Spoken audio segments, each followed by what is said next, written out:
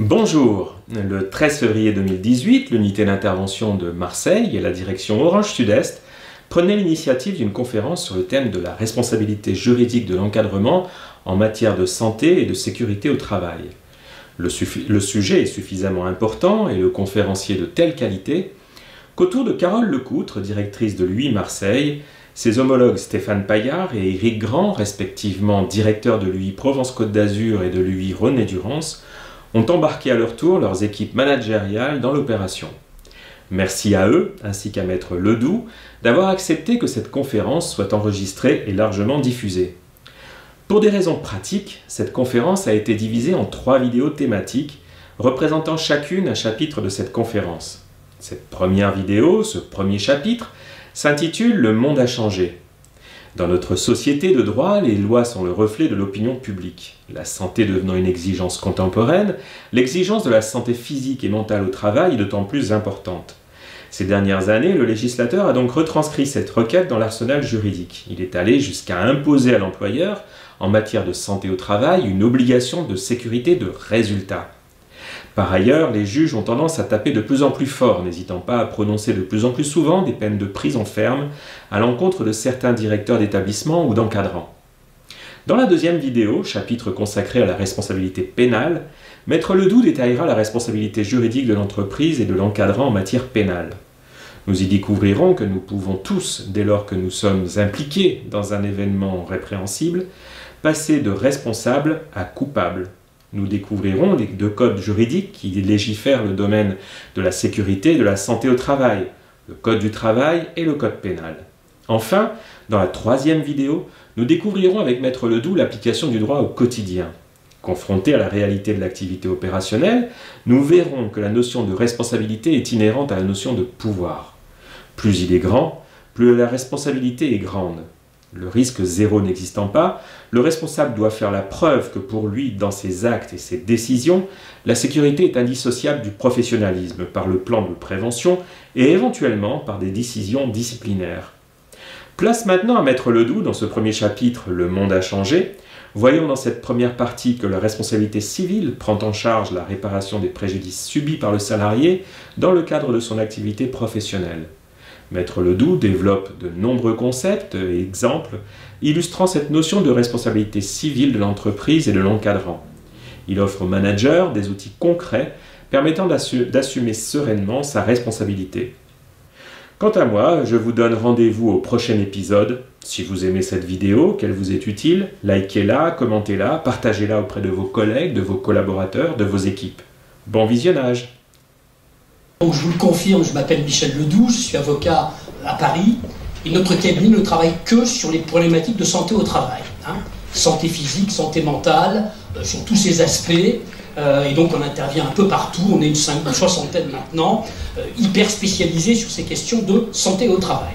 Alors, avant que je démarre, deux indications. D'abord la première, si vous avez des questions, gardez-les pour la fin. Je vais dérouler une présentation, comme ça permet ensuite d'avoir des questions beaucoup mieux ajustées. Donc on se gardera à la fin de mon intervention un peu de temps pour discuter, échanger. Et puis deuxième remarque, très importante, lorsqu'on aborde ces questions de responsabilité, je le dis tout de suite, le but de la manœuvre cet après-midi, c'est pas de se faire peur. C'est pas de se faire peur, quand bien même le sujet est en lui-même un peu anxiogène. Puisqu'on va parler de responsabilité civile et pénale, donc effectivement, ça peut faire peur, mais clairement, ce n'est pas l'objectif. Le but, c'est de vous informer, de vous sensibiliser. D'ailleurs, je dis souvent que ce qu'on va faire cet après-midi, c'est presque de l'instruction civique. Parce que ces questions de responsabilité ne se posent pas qu'au travail, elles peuvent se poser dans la vie de tous les jours. Donc, du calme, le but de la manœuvre, je le répète une dernière fois, c'est pas de se faire peur. Alors, la responsabilité, notamment la responsabilité pénale, et je commence toujours par ça, je crois que je n'ai pas besoin de faire de dessin. Vous avez dû remarquer que la responsabilité juridique, allez, on va commencer par ça, depuis quelques années, c'est pratiquement devenu l'actualité de tous les jours. Je veux dire par là que si vous regardez un journal télévisé un soir, vous avez dû remarquer que, comme moi, que presque systématiquement, l'une des premières infos de la soirée, c'est une information de nature judiciaire. C'est quelqu'un qui est mis en examen, c'est quelqu'un qui est jugé, ou c'est quelqu'un qui rentre ou qui sort de prison.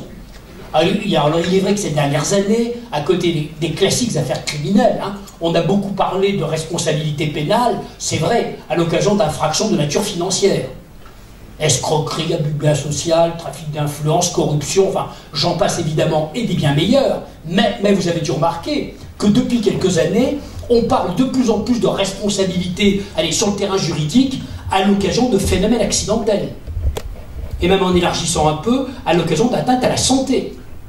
Et là, sans remonter jusqu'à Mathusalem, hein, je peux vous rappeler depuis une quinzaine d'années, et ce que je vais dire n'est pas exhaustif, toute une série d'affaires qui ont défrayé la chronique sur ce terrain-là. Si on part d'un peu long à partir de l'affaire des Irénée Forbach, le stade de Furieli, la grue de Toul, les thermes de Barbotan, la catastrophe du Drac, le tunnel du Mont Blanc, le pic de Bure, AZF, et puis l'affaire du sang contaminé, et tout ce qui agite nos sociétés sur la question du plomb, du benzène, de l'aluminium, de l'amiante, des écarts de glycol, les problèmes de sécurité alimentaire, hein, dioxine, listeria, vache folle, les journaux de grippe aviaire, chikungunya réunionnais, la pilule de la 3e génération, pour prendre un raccourci, le fipronil dans les œufs, le lévothyrox dans la gorge, la semaine, le lait pour les enfants qui paraît-il est contaminé. Bref, depuis quelques années, chaque fois qu'on s'attaque à la santé d'autrui, d'où que vienne l'attaque, hein, qu'elle provienne de l'alimentation, de la médecine ou du travail, eh bien, de plus en plus souvent, ça se termine devant un tribunal, et d'ailleurs, de plus en plus souvent, ça se termine à un moment donné devant un tribunal correctionnel.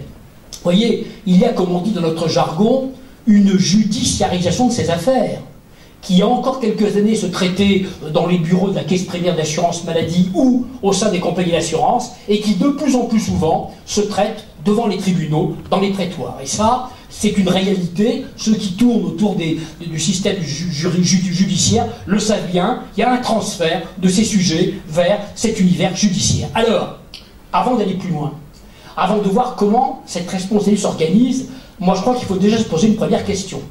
Parce que je pense que si on ne se pose pas cette question et si on n'y répond pas rapidement, on a peut-être un petit peu de mal à bien comprendre le sens du film. C'est de se dire, mais pourquoi, finalement, depuis 10 ou 15 ans, ces sujets-là sont aussi souvent transférés vers l'univers judiciaire? Eh bien, à mon sens, et très vite, il y a au moins 3 débuts d'explication. La première, alors celle-ci, je pense qu'elle crève les yeux, vous en avez tous conscience, c'est évident, c'est que tout simplement, nous vivons depuis quelques années dans une société, j'allais dire, dans un univers social qui finalement n'accepte plus les accidents, n'accepte plus les atteintes à la santé. Qu'est-ce que je veux dire par là? Il y a encore une dizaine d'années, l'opinion publique, et c'est nous l'opinion publique, hein, c'est pas les ennemis, eh bien, au nom du plein emploi, au nom du progrès technique, scientifique, médical, finalement l'opinion publique acceptait qu'il puisse y avoir de temps en temps un nombre, entre guillemets, socialement acceptable, fermons les guillemets, d'accidents, d'intoxication, de catastrophes. On n'arrêtait pas de répéter que c'était la rançon du progrès, qu'on ne faisait pas d'omelette sans casser des œufs. Et donc pendant des décennies, qu'il y ait quelques accidents de temps en temps, voire quelques catastrophes, c'était pas un vrai scandale, c'était normal, c'était dans l'ordre des choses. Et bien ça, mesdames et messieurs, depuis 10 ans, c'est terminé. Chaque fois que survient une atteinte à la santé ou à l'environnement, un tant soit peu significative, ce n'est plus perçu par l'opinion publique comme le signe de la fatalité, c'est vécu, c'est ressenti comme la marque d'un véritable dysfonctionnement social. Et l'opinion publique exige des coupables. Et c'est une catastrophe, des coupables d'ailleurs, qu'on va devoir exhiber au journal de 20 h à la télévision. Et bien ce que j'appelle la sécurité civile, et je mets là-dedans l'hygiène, la santé, la sécurité, le respect de l'environnement, et bien qu'on le veuille ou pas, qu'on soit d'ailleurs d'accord ou pas, c'est devenu depuis quelques années une valeur fondamentale de toutes les sociétés développées et de la nôtre en particulier. Et vous savez tous ici, ce qui arrive à ceux qui s'attaquent aux valeurs fondamentales de la société dans laquelle ils vivent, dans tous les pays du monde, hein, eh bien ces gens se retrouvent un jour ou l'autre devant une cour d'assises ou devant un tribunal correctionnel. Et donc vous voyez, la première idée qu'on doit avoir en tête quand on aborde ces questions de responsabilité, c'est de bien comprendre que le monde a changé. On n'est plus en 1950. On n'est plus en 1980, en 2018, nous n'acceptons plus en tant que citoyens ce que nous avons finalement longtemps accepté, au moins subi. On n'accepte plus de mourir au travail, comme on n'accepte plus d'être malade en mangeant un beefsteak ou de sortir les 2 pieds devant d'un hôpital avant de opérer de l'appendicite. Et je vous rappelle que le droit, qu'est-ce que c'est que le droit? Le droit, c'est une science humaine. Qu'est-ce que c'est que le droit? Ben, le droit, c'est le reflet de l'état d'esprit. À un certain moment, la société change, les règles de droit changent. la société évolue, eh bien la lecture que les juges vont faire de la règle de droit elle-même va évoluer. Le droit, quelque part, c'est un miroir. Quand on regarde dans un pays les règles de droit à un moment donné, on voit, avec un petit décalage, ce qu'on pense dans ce pays du sujet qu'on examine. Ben, vous allez voir tout à l'heure que sur le terrain de la santé au travail, les choses ont considérablement évolué dans la tête des gens, et donc effectivement, dans la règle de droit, on va en parler dans un instant. Et donc je le répète, la première idée fondamentale, c'est que le monde a changé. Et je crois que ceux qui n'auront pas compris ça, qu'ils soient managers, encadrants, vont méchamment dérouiller dans les années qui viennent. Parce qu'entre nous, il n'y aura pas de retour en arrière sur ces sujets. C'est un mouvement très puissant, hein, qui a traversé tout le champ de la société, tout le champ du droit social. Hein, la santé est maintenant au cœur de la vie professionnelle. La santé physique et mentale. Et je confirme que ceux qui ne l'auront pas bien intégré, hein, eh bien, vont avoir pas mal de problèmes dans les années qui viennent, parce que, je le répète une dernière fois, il n'y aura pas de retour en arrière. C'est des sujets extrêmement puissants. Alors, on pourrait en parler à perte de vue. Tiens, encore deux remarques là-dessus. D'abord, première remarque, cette évolution, elle est évidemment complètement adossée à une évolution qu'on a tous bien mieux vue. Par exemple, l'intérêt de nos concitoyens pour l'écologie, l'environnement. Enfin, on veut l'air pur à la maison, on veut l'air pur au travail. Même sujet. Hein. Dernière remarque, il y a ce qu'on appelle aujourd'hui les partenaires sociaux. Les représentants salariés et employeurs. Il y a une quinzaine d'années, quand on leur parlait du travail, ben, ils s'intéressaient à quoi? À l'emploi. Il fallait avoir un travail, un salaire. Entre nous, les conditions de travail n'intéressaient quasiment personne. Enfin, rappelez-vous, dans pas mal d'entreprises, peut-être chez vous, j'en sais rien, il n'y a pas si longtemps que ça, on versait aux salariés des primes de salissure, des primes d'insalubrité. Je résume un peu brutalement, tu fais un boulot un peu dégueulasse, peut-être que tu vas mourir un peu avant les autres, mais ne t'inquiète pas, on va te donner un peu plus d'argent. Attendez, et c'était un deal en béton, hein, à tel point qu'il fallait quelque part pas supprimer le risque, parce qu'on perdait un peu d'argent, donc on touchait à rien. Il y a maintenant une quinzaine d'années, on a commencé à s'intéresser aux conditions de travail. D'abord à la santé physique, hein, on s'est intéressé par exemple au cancer professionnel, aux troubles musculo-squelettiques, les TMS, provoqués par les gestes répétitifs. Ça, c'est le premier étage de la fusée. Deuxième étage de la fusée, bah, ces dernières années, c'est la santé mentale, avec l'explosion des risques psychosociaux, etc., etc. Troisième étage de la fusée, bon, c'est la synthèse des deux, mais on en est là, c'est la qualité de vie au travail, la fameuse QVT.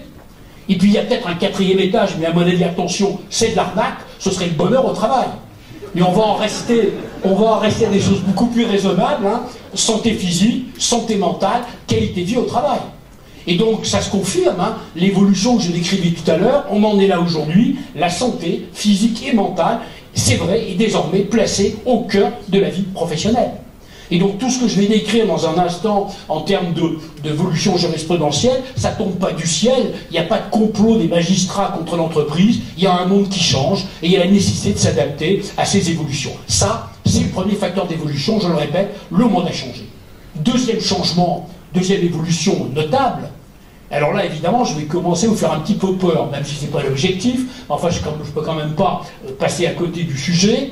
Les juges, les magistrats, ceux qui jugent ce genre d'affaires depuis quelques années, ben, sur ces sujets, ils sont devenus clairement de plus en plus répressifs, de plus en plus sévères.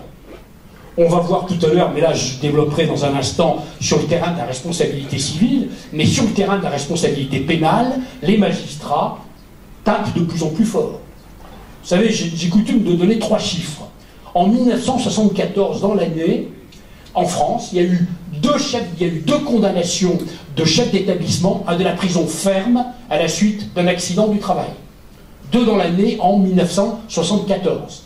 En 1994, il y a eu dans l'année 64 condamnations de chefs d'établissement, membres de l'encadrement à ce moment-là, à de la prison ferme à la suite d'un accident du travail.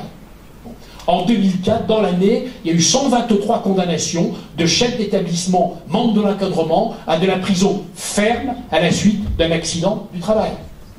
Alors quand je dis prison ferme, évidemment, je ne vous dis pas 20 ans de réclusion criminelle, je vous dis 1 mois, 2 mois, 3 mois, 6 mois. On est entre nous, là, on peut se le dire. Il faut savoir que depuis quelques années, alors attention, hein, dans les cas les plus graves, en cas de jugement foutiste hallucinant, de prise de risque aujourd'hui insupportable, eh bien on risque sur ces sujets, c'est vrai, même si le risque est faible, d'être condamné à de la prison ferme.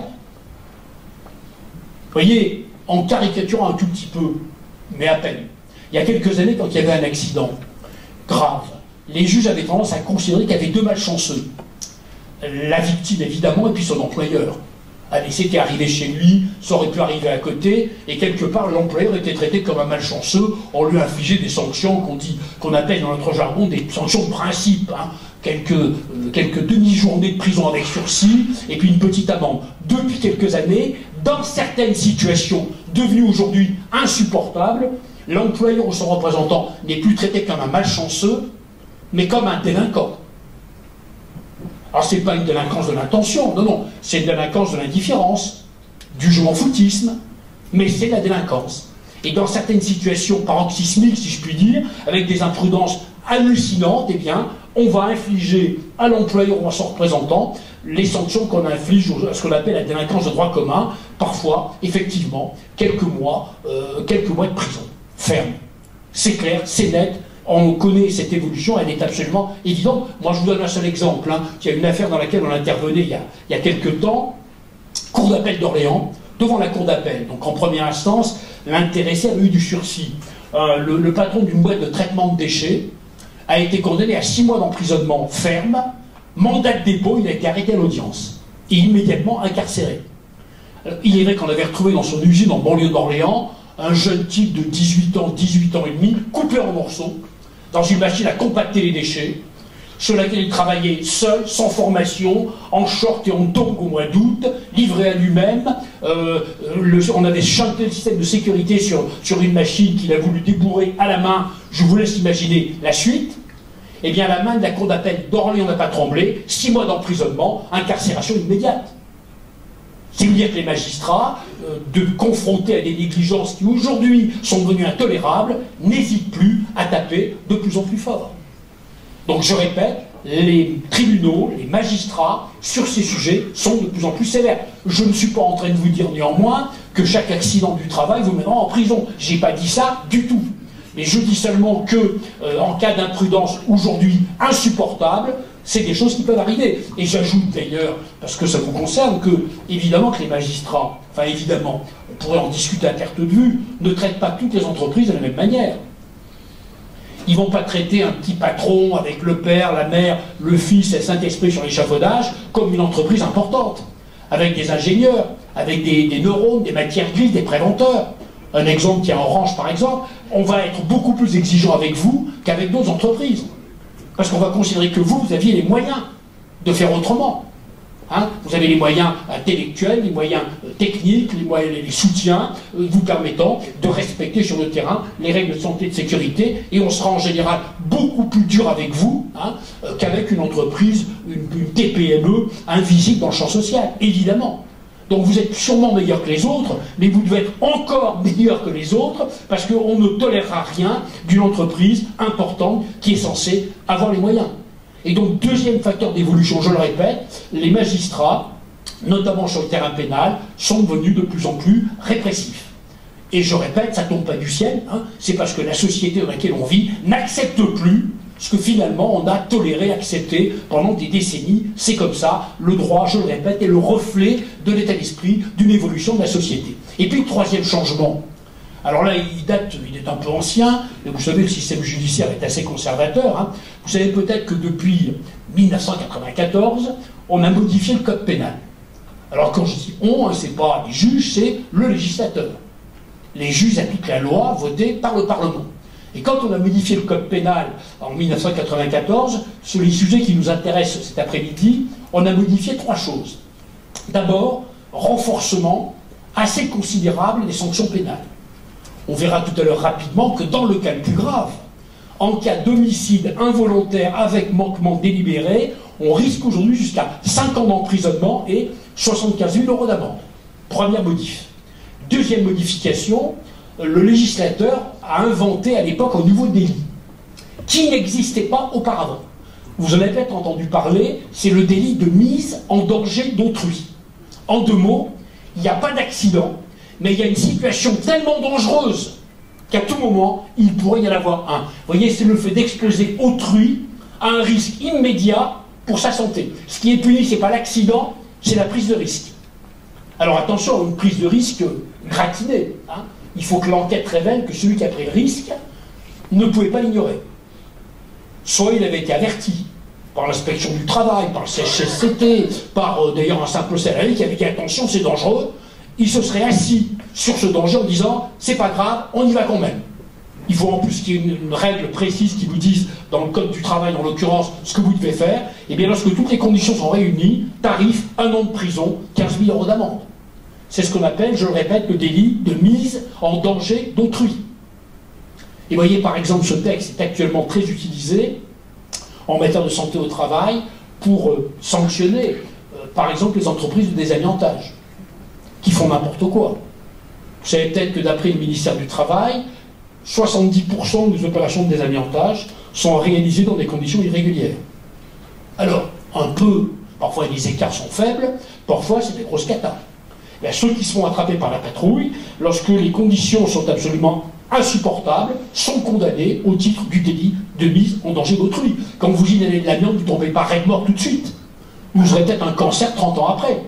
Eh bien, on va utiliser ce texte pour faire cesser l'exposition, évidemment, et punir ceux qui, en toute conscience, exposent leurs salariés au risque de développer une maladie ou d'avoir un accident. C'est donc très important, vous voyez.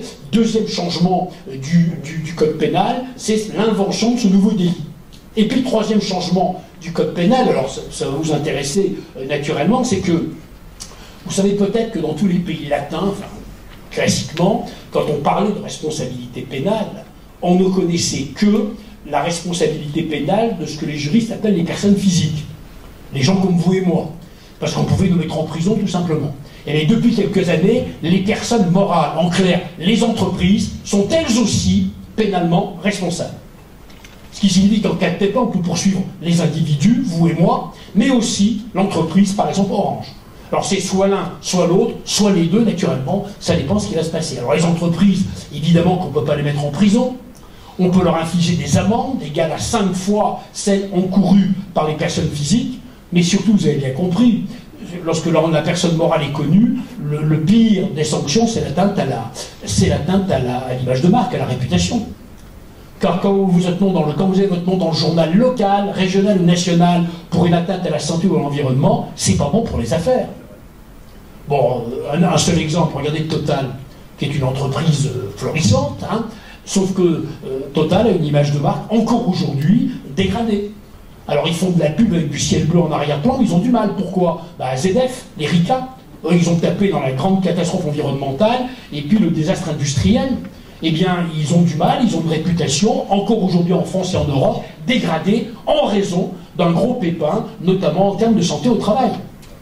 Et d'ailleurs, lorsqu'on a prévu organiser la responsabilité pénale des personnes morales, il était bien clair qu'on voulait stigmatiser l'entreprise. Hein. Auparavant, quand il y avait un pépin, il y avait un directeur, on pouvait toujours le mettre en examen, le condamner, puis après on le mettait de côté, on le virait ou on le mettait un peu à l'abri, et puis on changeait de nom. Désormais, on peut poursuivre la personne morale, et puis quand c'est la personne morale, quand elle est connue, évidemment, ça peut faire mal, très mal, je le répète, à l'image de marque. Alors, voilà le fond du tableau, je récapitule, on a une opinion publique qui n'accepte plus les accidents, et j'ajoute même d'ailleurs, surtout pas les accidents du travail, qui dans l'imaginaire, ce sont des accidents beaucoup plus, qui tapent plus fort, plus nobles, entre guillemets, qu'un accident de la circulation, qu'un accident domestique, hein, d'une manière générale, malheur à ceux qui provoquent des accidents, mais je dirais presque malheur encore plus grand à ceux qui provoquent des accidents du travail, qui dans l'imaginaire ont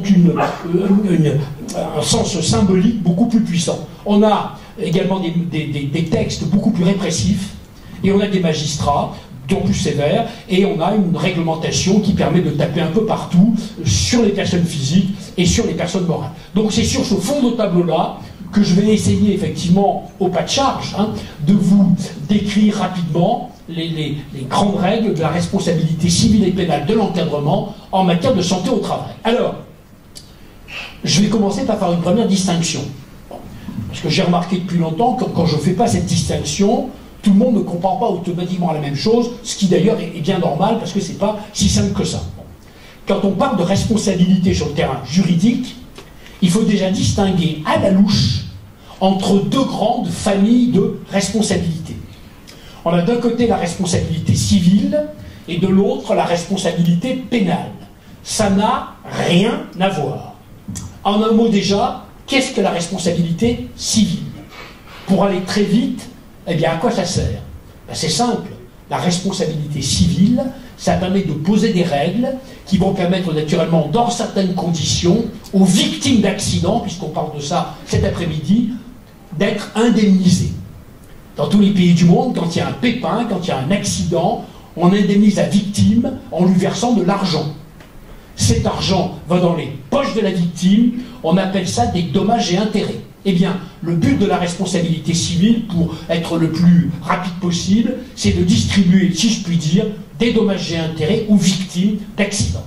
Bon, si je parle de responsabilité civile, et si je parle de votre responsabilité civile personnelle, de votre compte en banque, de votre patrimoine perso, sur ce terrain-là, en principe, à titre personnel, vous n'avez aucune inquiétude à avoir. Parce que votre patrimoine personnel est protégé par deux règles. La première de ces règles, c'est du solide, puisqu'elle est dans le Code civil depuis 2 siècles. C'est une règle qui dit que votre employeur est civilement responsable de vos agissements au travail. En clair, ça veut dire que si à l'occasion de votre job, vous cassez quelque chose ou vous blessez quelqu'un, c'est votre employeur qui va devoir dédommager la victime. Donc déjà, vous appartenez à une entreprise importante, normalement, vous êtes protégé. Ceci, vous pourriez provoquer des catastrophes incommensurables qui coûteraient tellement cher que Orange n'arriverait pas à payer. Et là, il y a une deuxième protection derrière que vous connaissez toutes et tous. D'ailleurs, c'est l'un des corollaires de la responsabilité civile. En matière de responsabilité civile, on a la possibilité d'avoir recours à l'assurance. Et donc, en réalité, derrière votre employeur, il y a les systèmes d'assurance de votre entreprise qui prendraient en charge le montant des dommages et intérêts. Donc, on va la faire courte. À titre perso, la responsabilité civile ne doit pas vous empêcher de dormir, en tous les cas directement. Vous êtes protégé par votre employeur ou par les compagnies d'assurance qui sont derrière. Je fais quand même une petite nuance. Si vous provoquez une catastrophe qui coûte très cher, peut-être que votre employeur manquerait d'humour. Et les sanctions disciplinaires pourraient vous tomber dessus. Peut-être que vous ne sauriez pas votre chéquier pour indemniser les victimes, mais vous pourriez aller pointer à Pôle emploi assez rapidement. Je dis ça de façon incidente. Bon. Ceci dit, si à titre perso, c'est pas un problème pour votre employeur, la responsabilité civile, ça pourrait être une véritable catastrophe. Parce qu'entendez-moi bien, je ne vous ai pas dit que la responsabilité civile ne coûtait rien à personne. Et on va voir que si ça coûte à quelqu'un, c'est bien à l'employeur. Et là, imaginons 2 accidents. Je touche du bois. Premier accident, la victime, c'est pas quelqu'un de chez vous. C'est pas un salarié Orange, c'est par exemple un sous-traitant ou un client, bref, ce qu'on appelle un tiers dans le jargon juridique. Imaginons que ce tiers soit blessé à l'occasion d'une opération menée par Orange. Imaginons que votre responsabilité civile soit engagée. Qui va payer? C'est la vraie compagnie d'assurance d'Orange qui va payer. Le contrat responsabilité civile qui va trouver à s'appliquer. Sauf que les assureurs, vous les connaissez, ce ne sont pas tous des philanthropes. S'il y a beaucoup de sinistres, et même parfois quand il n'y a pas beaucoup de sinistres, les primes d'assurance vont exploser. Qui paye la prime d'assurance? L'employeur. Et on commence à bien voir que la responsabilité civile, si ce n'est pas un problème pour vous à titre personnel, ça pourrait commencer à être un vrai problème pour l'entreprise qui va se taper, si je puis dire, des primes d'assurance qui vont augmenter au fil des sinistres. Première hypothèse. Deuxième hypothèse. La victime, c'est quelqu'un de chez vous. Un salarié Orange. Dans ce cas-là, vous le savez, ça va s'appeler un accident du travail ou une maladie professionnelle. Et vous savez que dans un premier temps, votre salarié va être indemnisé par le système de sécurité sociale, dans le régime général, par la caisse primaire d'assurance maladie, qui va verser à votre salarié, pendant la période d'arrêt de travail, un salaire de remplacement, on appelle ça l'indemnité journalière. La caisse primaire va lui rembourser les frais médicaux, a priori sans ticket modérateur, et puis si votre salarié est atteint d'une réduction de capacité de travail, on appelle ça un taux d'IPP dans notre jargon, hein, d'incapacité permanente partielle, 10, 15, 20, 30, 40, 50% par exemple, la caisse va lui verser une rente accident du travail ou maladie professionnelle. Sauf que, j'espère que vous savez tous ici, que le risque accident du travail et maladie professionnelle, il est financé par l'employeur. Et que chaque année, un organisme qui s'appelle la CARSAT va calculer, j'allais dire, la prime d'assurance, le taux accident du travail de vos établissements. Et que le taux AT de vos établissements, il est directement en fonction de vos accidents et de vos maladies. Autrement dit, sans rentrer dans le détail de la tarification, c'est un peu technique, dans un établissement, plus on a d'accidents du travail, plus on a de maladies professionnelles, plus les arrêts de travail sont longs, plus les frais médicaux sont lourds, plus les rentes sont élevées, plus le taux accident du travail augmente, et le taux AT, on le paye à l'URSSAF avec les charges sociales. Et donc, plus les charges sociales augmentent. Et d'ailleurs, c'est exactement fait exprès. Puisqu'en 1946, après-guerre, quand on a mis le système à plat, on a voulu faire le lien entre le financement et la prévention. Tu fais pas de prévention, t'as plein d'accidents, tu payes plus cher. Tu fais de la prévention, t'as moins d'accidents, tu payes moins cher. Et on voit bien donc que sur le terrain purement économique, la responsabilité civile, si pour vous, salariés, c'est pas un problème, pour l'employeur, ça peut être un énorme problème avec les primes d'assurance qui vont augmenter, mais je n'allais pas se dire surtout des taux accidents du travail et donc des charges sociales qui vont augmenter au fil des sinistres. Et alors, c'est pas tout, parce que je ne peux pas rapidement, je vais essayer d'être rapide, vous expliquer ce qui s'est passé en 2002, et toujours sur le terrain de la responsabilité civile. Hein. Et vous allez voir que ce que je vais vous raconter maintenant, ça va vous donner une petite idée de ce que les juges attendent de nous en matière de prévention des risques professionnels. Je vous explique. Je vais vous dire que normalement, on peut dire que les employeurs sont assurés au titre du risque accident du travail.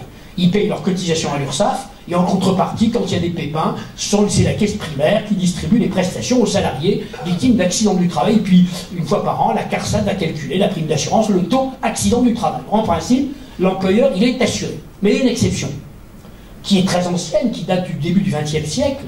C'est l'hypothèse dans laquelle un salarié estime qu'à l'origine de son accident ou de sa maladie, il y a une faute de son employeur. Un manquement aux règles d'hygiène et de sécurité. Et dans cette hypothèse, le salarié, il peut, attention c'est facultatif, hein, il peut engager une procédure spéciale contre son employeur, et cette procédure s'appelle, ça s'appelle comme ça encore aujourd'hui, la procédure en faute inexcusable de l'employeur. Et ça se passe devant un tribunal lui-même spécial qui s'appelle le tribunal des affaires de sécurité sociale. Et si, le TAS pour les initiés, et si le salarié va convaincre le tribunal qu'il y a une faute inexcusable, eh bien la victime va recevoir des dommages et intérêts complémentaires. En deux mots, on va lui majorer sa rente accident du travail et on va indemniser le salarié de ce qu'on appelle les préjudices personnels, les souffrances physiques, les souffrances morales, le préjudice esthétique d'agrément, etc., etc. Il y a même depuis là quelques préjudices supplémentaires. Et puis, lorsque la décision est définitive, la caisse primaire paye le montant des dommages et intérêts à la victime et se retourne contre l'employeur pour se faire rembourser. Et donc au final, c'est l'employeur fautif qui paye le montant de ces dommages et intérêts complémentaires. Bon, cette fameuse faute inexcusable, elle est prévue par la loi, par le Code de la Sécurité sociale. Et dans le Code de la Sécu, on nous parle de la faute inexcusable, on nous parle de la procédure, des conséquences, mais il n'y a pas de définition dans la loi de ce qu'est une faute inexcusable de l'employeur. Et vous savez que dans tous les pays du monde, lorsque la loi est obscure ou imprécise, c'est la jurisprudence de la Cour suprême locale. Chez nous, c'est la Cour de cassation qui éclaircit ce que le législateur n'a pas dit clairement. Et donc chez nous, jusqu'au 28 février 2002, la définition qui avait cours était une définition très ancienne, parce que tenez-vous bien, elle datait de 1941. En 1941, la Cour de cassation avait dit que, pour qu'il y ait faute inexcusable, le salarié doit démontrer au tribunal que son employeur a commis, je cite, une faute d'une exceptionnelle gravité, dérivant d'un acte ou de mission volontaire, etc., etc. Bref, une faute colossale, une faute d'une exceptionnelle gravité. Vous imaginez qu'avec une définition aussi spectaculaire, il était très difficile pour un salarié de démontrer l'existence d'une faute d'une exceptionnelle gravité, moyennant quoi il y avait très peu de procédures qui étaient engagées, et il y en avait encore moins qui aboutissaient. Alors que s'est-il passé? Eh bien, au début de l'année 2002, arrivent devant la Cour de cassation les affaires dites de l'amiante. On y revient. Hein. Vous savez que l'affaire dite de l'amiante a provoqué un électrochoc considérable en raison du nombre de victimes et en raison d'ailleurs des conditions dans lesquelles les gens ont été contaminés, et ça a provoqué des réformes législatives, réglementaires et des évolutions très importantes de la jurisprudence. Alors, en deux mots, bon, vous connaissez évidemment le sujet, vous savez qu'en France notamment, on est connu de l'amiante un peu partout après-guerre, matériau qui a des qualités techniques indiscutables, mais un gros défaut, et c'est un euphémisme, puisque ça provoque des pathologies pulmonaires, des pneumoconioses, dont certaines encore aujourd'hui d'ailleurs sont mortelles à bref délai. Je songe au mésothélium, qui est un cancer de la plèvre, qu'encore aujourd'hui on ne sait pas guérir. Bon. Et des pathologies qui apparaissent 10, 20, 30, 40 ans après l'exposition au risque. Alors, pouf pouf, ajoutez 40 ans en 1950, en France, on se retrouve au début des années 90, avec à un moment donné une explosion exponentielle du nombre de victimes de l'amiante. À partir de 1993-1994, les victimes se comptent par dizaines de milliers. À l'époque, les victimes sont très mal indemnisées par le système de sécurité sociale. Déjà qu'aujourd'hui, il n'est pas simple de faire reconnaître une maladie professionnelle. À l'époque, c'était un véritable chemin de croix. Donc les victimes sont très mal indemnisées. À l'époque, elles se tournent vers les pouvoirs publics en disant essayons de trouver une solution. Tiens, pourquoi pas un fonds d'indemnisation? Bon, comme on est en France, naturellement, à l'époque, il ne se passe rien. On pense que ça va s'arranger tout seul, ça ne s'arrange pas, les victimes se regroupent et se disent qu'est-ce qu'on pourrait bien faire si on veut être indemnisé correctement. Ben, il y avait une seule possibilité, j'allais dire un trou de souris, c'était d'envisager d'invoquer la faute inexcusable de quelques entreprises de premier plan en matière d'amiante. Du genre Eternit, certains équipementiers automobiles, Ferrodo, Valeo, les leaders de la construction navale. Bon, au bout de quelques années en première instance, et sous l'empire de l'ancienne définition, les tribunaux reconnaissent la faute inexcusable de ces entreprises. Elles font appel. Quelques années après, les cours d'appel confirment, systématiquement ou presque, l'existence d'une faute inexcusable de l'employeur. Bon. Et puis évidemment, compte tenu des enjeux financiers considérables, et du débat qu'il y avait sur la connaissance du risque, évidemment, je vous en fais grâce, les entreprises visées saisissent la Cour de cassation. Et là, le 28 février 2002, la Chambre sociale de la Cour de cassation va non seulement rejeter les pouvoirs en cassation des entreprises, mais surtout, va totalement redéfinir les obligations des entreprises en général, à l'égard de leurs salariés en général, en matière de santé au travail en général, donc bien au-delà de l'affaire de l'amiante. Qu'a dit la Cour de cassation? Écoutez bien, j'explique après. Elle a dit la chose suivante, je cite: en vertu du contrat de travail qui lie un employeur à son salarié, l'employeur est désormais tenu, à l'égard de ses salariés, à une obligation de sécurité de résultat. Obligation de sécurité de résultat, j'explique en deux mots. En droit français, lorsque l'on signe un contrat avec quelqu'un, il y a deux obligations possibles qui peuvent naître de la signature de ce contrat. Soit une obligation de moyens, soit une obligation de résultat. Vous voyez, l'obligation de moyens classique, si je puis dire, celle de votre médecin. Vous allez voir un médecin, vous êtes malade, vous allez le payer. En échange du paiement, il y a un contrat qui se noue à ce moment-là. Et en échange du paiement, donc dans le cadre de ce contrat, le médecin doit vous soigner, mais il n'est absolument pas obligé de vous guérir. Parfois, ce n'est pas possible. Par contre, attention, pour vous soigner, le médecin doit utiliser les moyens actuels de la médecine. Pas la médecine napoléonienne, celle de 2018. Autrement dit, un médecin qui vous soigne, même s'il ne vous guérit pas, dès lors qu'il aura utilisé les dernières techniques de la science médicale, il n'engage pas sa responsabilité civile, car il est tenu, à l'égard de son patient, à une obligation de moyens. Il doit mettre les bons moyens, techniques, scientifiques, mais il n'est pas absolument obligé d'arriver au résultat. Ça, c'est l'obligation de moyens. Obligation de résultat, c'est l'autre. Alors, l'exemple classique, c'est le mien en tous les cas, c'est la SNCF. Là, vous allez à Paris, par exemple, vous prenez le train à Saint-Charles, et si vous allez à Paris, ben là, SNCF vous conduire gare de Lyon intacte. Si à la gare, il vous manque un bras, une jambe ou pire, automatiquement, la SNCF va sortir son chéquier et vous indemniser. C'est automatique, c'est mécanique, il n'y a même pas à discuter, obligation de résultat. Elle doit réussir à vous amener sain et sauf à la gare d'arrivée. Eh bien, vous avez bien entendu, mesdames et messieurs, les employeurs, depuis le 28 février 2002, sont tenus, à l'égard de leurs salariés, à une obligation de sécurité de résultat.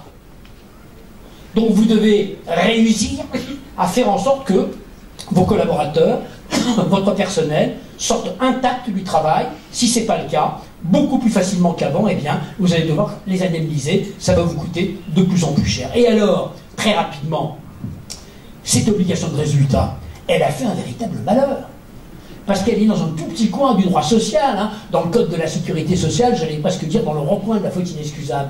Mais 3 ans après, en 2005, elle a investi tout le champ du contrat de travail. Elle a migré vers le contrat de travail, vers le code du travail, et elle a investi tout le champ du contrat de travail. Et alors, cette migration, elle a eu lieu à l'occasion d'une affaire. Je vais vous raconter l'histoire, comme ça permet de fixer les esprits, d'une décision de justice qu'on appelle dans notre jargon l'arrêt tabagisme. En 2 mots. Une jeune femme travaillait dans une entreprise en open space, dans un bureau collectif. Bon. On venait d'interdire le tabac sur les lieux de travail, la loi Evin. Et en dépit de l'interdiction, dans son bureau, il y avait des types qui continuaient à fumer.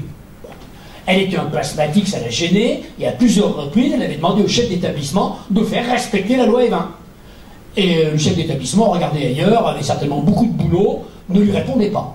Alors elle s'énerve un peu, elle lui envoie une lettre commande: monsieur, je vous demande de faire respecter la loi Evin, il y a des types qui fument dans mon bureau, faites respecter la loi, ça me gêne, je suis un peu asthmatique.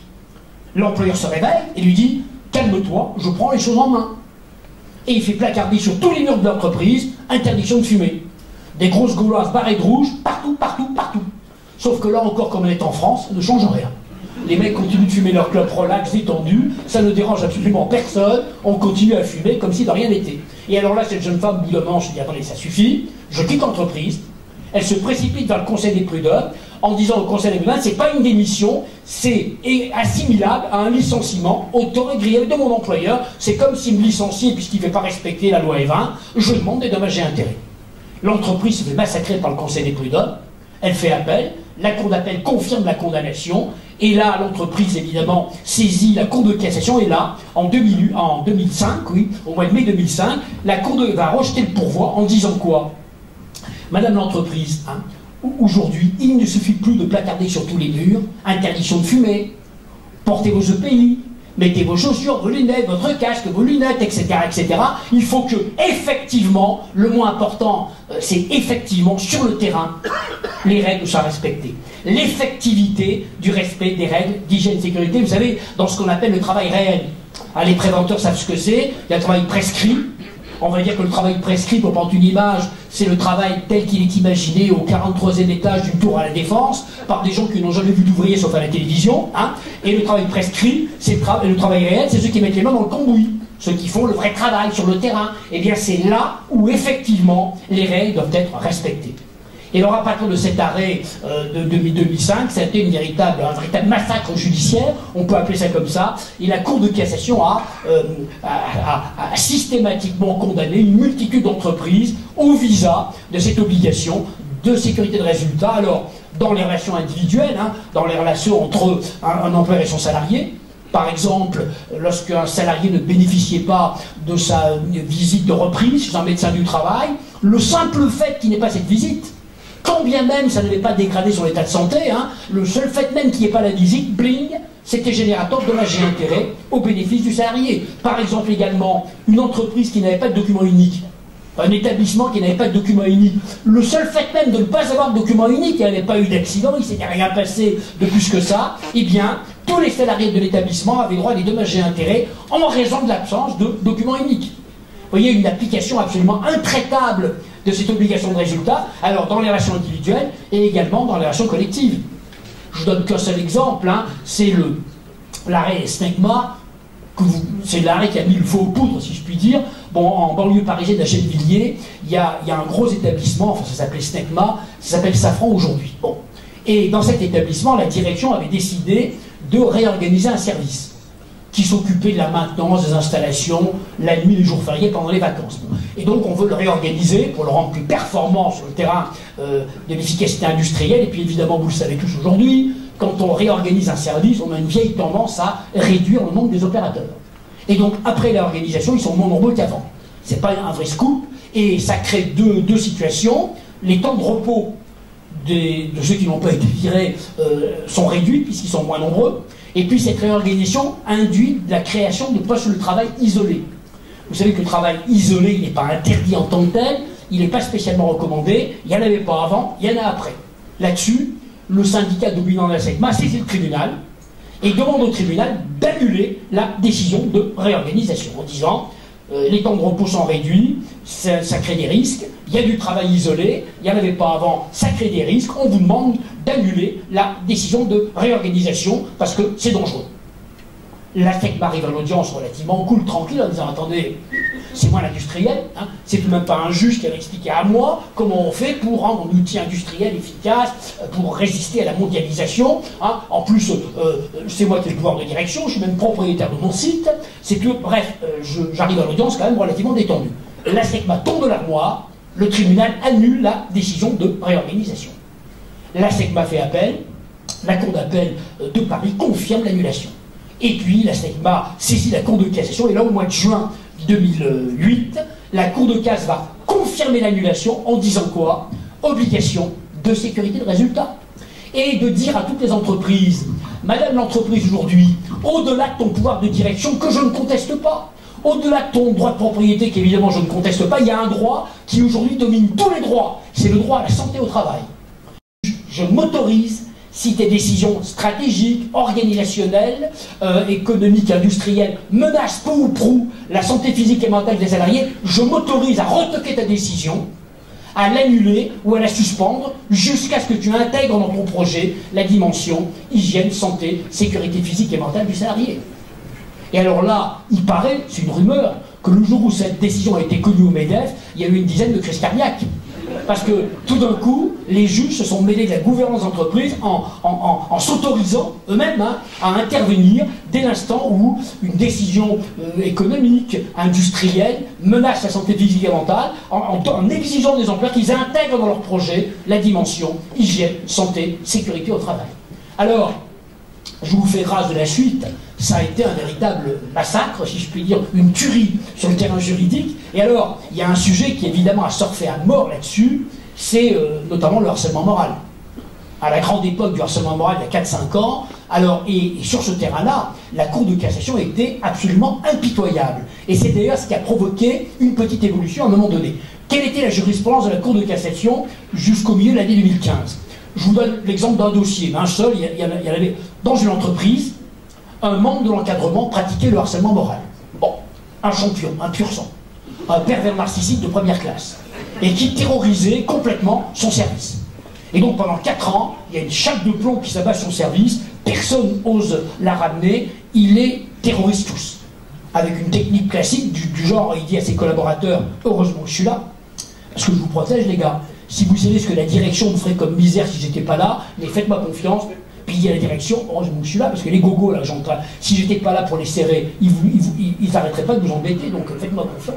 Pendant 4 ans, personne n'ose la ramener, personne ne dit rien. Et puis au bout de 4 ans, une collaboratrice de service, elle pète les plombs, elle écrit à la DRH, au secours, je suis harcelé. La DRH immédiatement enclenche le mécanisme qu'il faut enclencher, ce qu'on appelle l'enquête interne. Elle demande à cette fille d'écrire les problèmes qu'elle rencontre, elle la convoque immédiatement, elle l'entend, elle l'écoute, elle dresse un petit procès verbal de ce que cette fille raconte, elle entend les témoins éventuellement de cette jeune femme, elle entend le présumé harceleur, elle le met à pied d'ailleurs en attendant, présomption d'innocence, il est à la maison, il est payé, mais on le met de côté pour le cas où, voilà. Elle l'entend quand même, elle entend ses témoins, puis au bout de 10 jours, elle constate qu'on est effectivement en phase de harcèlement, on a des agissements répétés qui ont pour objet ou pour effet de détériorer les conditions de travail, c'est la définition du harcèlement, et elle le vire pour faute grave immédiatement. Et elle se dit, j'ai fait le boulot. Sauf que l'histoire ne s'arrête pas là. Puisque ceux qui ont été harcelés pendant 4 ans dit, attendez, vous ne nous avez pas protégés, pendant 4 ans on a subi cet individu, moi j'ai fait une tentative de suicide, moi j'ai fait une dépression, on veut être indemnisé. Vous nous avez laissé entre les griffes de ce personnage pendant 4 ans, vous n'avez pas respecté votre obligation de résultat, on veut être indemnisé. Ils saisissent le conseil des prud'hommes pour demander les dommages et intérêts. Et alors l'employeur explose, on dit mais vous rigolez, on est les champions de la prévention des RPS. On a un document unique d'enfer, on a un plan d'action remarquable. Dès qu'inspecteur du travail vient voir notre plan d'action, il fait la holla. Dès qu'il y a une conférence sur la prévention des RPS, on est sur la tribune, la CARSAT nous exhibe aux 4 coins de la France, on est les champions de la prévention des RPS. On a un document, tout le monde dit c'est génial, il n'y a pas mieux en France. Que disait la Cour de cassation jusqu'à la fin de 2015? Je suis un peu brutal, mais je résume, rien à foutre. Que ton plan de prévention soit bon ou pas bon, de toute façon, il y a eu du harcèlement, donc tu passes à la casserole, tu es condamné, tu payes. Alors vous imaginez que cette situation commençait à gêner notamment les préventeurs, qui disaient, bah, attendez, à quoi ça sert qu'on se décarcasse? Si que l'on fasse de la bonne prévention ou pas, on se fait condamner systématiquement, à quoi on sert? Comment voulez-vous qu'on arrive à convaincre nos patrons que la prévention sert à quelque chose si de toute façon, quoi qu'on fasse, on est systématiquement condamné? C'est ridicule, ça n'a aucun sens. Bon. Et alors, chaque fois qu'il y avait une conférence organisée avec des magistrats de la Cour de cassation, ils se faisaient prendre à partie souvent par les préventeurs en disant « Attendez, vous vous rendez compte dans quelle situation vous nous mettez hein? On n'est plus crédible, hein, puisque de toute façon on est systématiquement condamné, quels que soient les efforts qu'on fait. » Alors, évolution. Le 25 novembre 2015, la Cour de cassation a rendu un arrêt qu'on appelle dans notre jargon l'arrêt Air France. En 2 mots. un personnel navigant d'Air France était à New York le 11 septembre, dans un hôtel. Il assiste aux attentats en direct. Bon. Il rentre à Paris quelques jours après. Et puis il reprend son travail pendant 4 ans. Puis au bout de 4 ans, il invoque des crises de panique à bord. Il arrête son travail pendant un certain temps et il finit par être licencié par Air France. Et il engage une procédure contre Air France. Alors il demande divers dommages et intérêts, mais notamment il reproche à Air France de ne pas savoir respecter son obligation de résultat en disant « Après le 11 septembre, on ne s'est pas vraiment occupé de moi.